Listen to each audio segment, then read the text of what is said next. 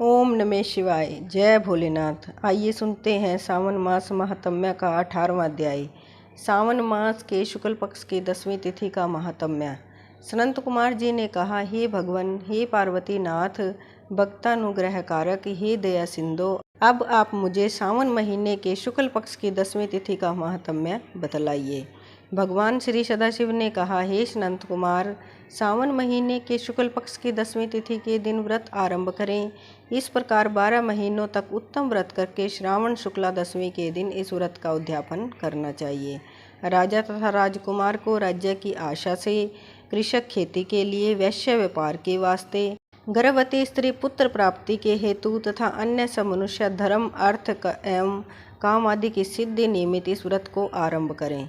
इन कामों तथा दूसरे कामों के लिए आशा दशमी व्रत करना हितकर है। जिसको भी किसी प्रकार का दुख हो, वह उस दुख को दूर करने के लिए श्रावण शुक्ला 10वीं की रात को स्नान कर व्रत का शुभारंभ करें। रात को 10 दिशाओं को फूल, पल्लव, चंदन या जौ के आटे द्वारा अपने घर की आंगन को अंकित करके वाहन स्थित स्त्री चिन्ह द्वारा चिन्हित करके घी से तैयार किया हुआ नैवेद्य देना तथा अलग अलग दीपक देना चाहिए। तत्पश्चात ऋतु समय में होने वाले फल देकर अपना उद्देश्य निवेदन करना चाहिए।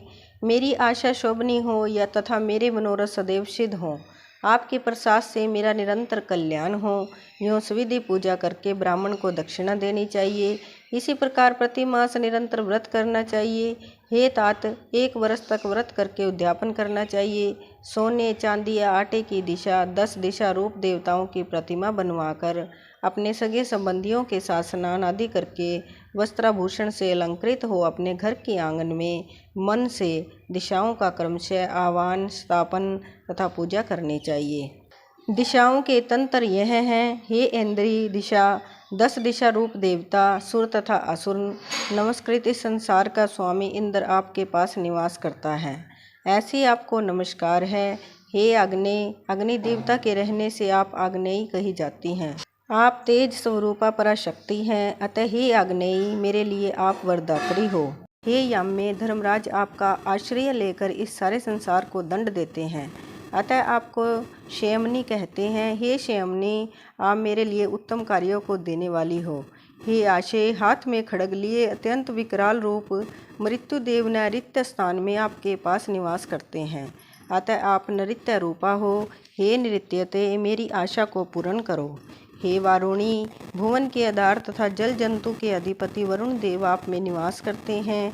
हे वारुणी, मेरे कार्य के लिए और धर्म के कार्य के लिए तत्पर हों। हे वायव्य, संसार के आदि कारण प्राण रूप वायु देव से आप अधिष्ठित हैं। हे वायव्य, मेरे घर में आप प्रतिदिन शांति बनाए रखें। हे कुबेरी, आपकी दिशा में कुबेर देव निवास करते हैं, आपकी उत्तर दिशा कही है, मेरे मनोरथों को पूर्ण करो। हे ईशायनी, आप जगदीश शंभु से अलंकृत हो। हे शुभे, हे देवी, मेरे वांछितों को परिपूर्ण करें। आपको नमस्कार है, नमस्कार है। सारे संसार के ऊपर निवास करने वाले सदा कल्याणदाता सनक नंदन सनातन और सनंत कुमार आदि मुनियों के साथ रहने वाली आप सदा मेरी रक्षा करें, रक्षा करें। सब नक्षत्र ग्रह तारागण, नक्षत्र माता, भूत प्रेत विनायक तथा भक्ति युक्त मन से जिन दिग्देवों का मैंने पूजन किया है, वह सब देवता सदा मुझे अभिष्ट सिद्धियां देने वाले हों।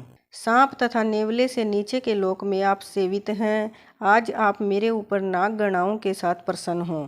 इन मंत्रों को पढ़कर पुष्प धूप आदि द्वारा अर्चन करके अलंकार, वस्त्र और फल निवेदन करने चाहिए। वाद्य आदि के नाच से, गीत नृत्य आदि मंगलों से तथा नृत्य करने वाले नृत्य गणाओं के नाच से रात को जागरण कर समाप्त करना चाहिए।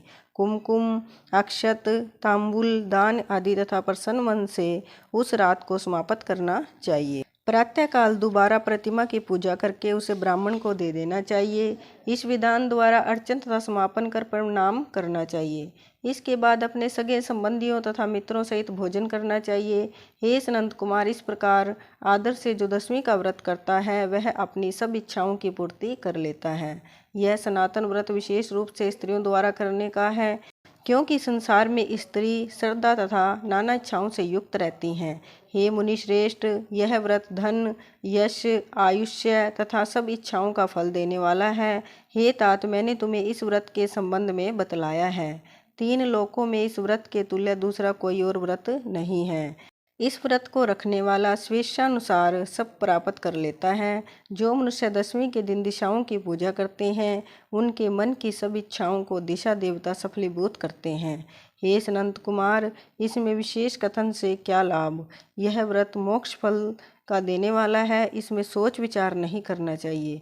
बस इतना कहना ही पर्याप्त है कि इस व्रत के तुल्य ना कोई व्रत आज तक हुआ है और ना ही आगे होगा। बोलिए शिव शंकर भगवान की जय।